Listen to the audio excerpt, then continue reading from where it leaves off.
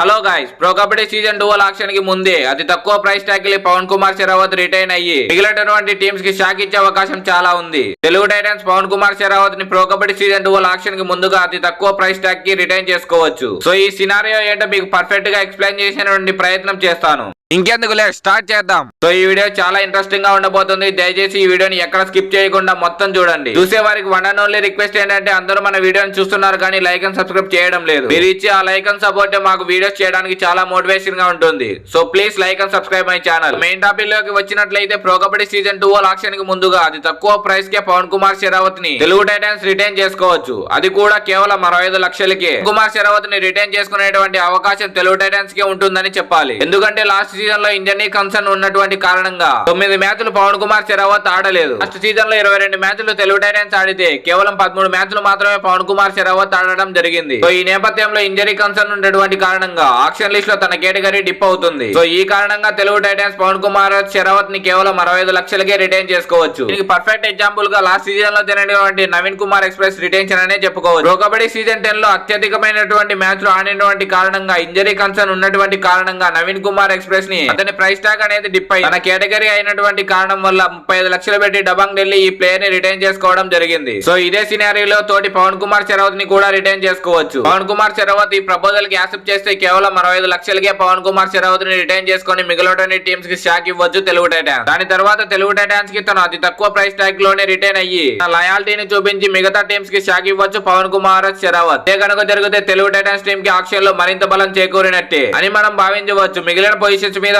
Invest చేయడానికి lots of budget అనేది Telugu Titans కి మిగులుతుంది. సో వాళ్ళు రైట్ కార్నర్ ని స్ట్రెంథెన్ చేసుకోవచ్చు, లెఫ్ట్ కార్నర్ ని స్ట్రెంథెన్ చేసుకోవచ్చు, డిఫెన్స్ ని మరింత మెరుగుపరుచుకోవచ్చు. పవన్ కుమార్ షెరావత్ లాంటి ప్లేయర్ ని కేవలం 65 లక్షలకే దక్కించుకొని మరొకసారి అతన్ని కెప్టెన్ గా కొనసాగించవచ్చు. దీనికి తెలుగు టైటన్స్ టీమ్ కూడా ముందుకు రావచ్చు అని అనుకోవచ్చు. సో ఫ్రెండ్స్, ఇది ఈ రోజుకి మ్యాటర్. ఈ వీడియో చూశాక మీకు ఇది నచ్చినట్లయితే మీ ఫ్రెండ్స్ కూడా ఈ వీడియోని షేర్ చేయండి. లైక్ అండ్ సబ్స్క్రైబ్ చేయడం మాత్రం మర్చిపోవద్దు. పక్కనున్న బెల్ బటన్ ని యాక్టివ్ చేసుకోండి. లైక్ అండ్ సబ్స్క్రైబ్ చేసుకోవడం మాత్రం మర్చిపోవద్దు. పక్కనున్న బెల్ ఐకాన్ ని ప్రెస్ చేసి ఆప్షన్ ఆల్ లో సెట్ చేసుకోండి. మరి మీరేమనుకుంటున్నారు ఫ్రెండ్స్? తన లాయల్టీని చూపించి మరోసారి తెలుగు టైటన్స్ కెప్టెన్ గా తాను వ్యవహరిస్తాడా, లేక వేరేదేదైనా జరుగుతుందని మీరు అనుకుంటున్నారా? కామెంట్ సెక్షన్ లో కామెంట్ చేయండి.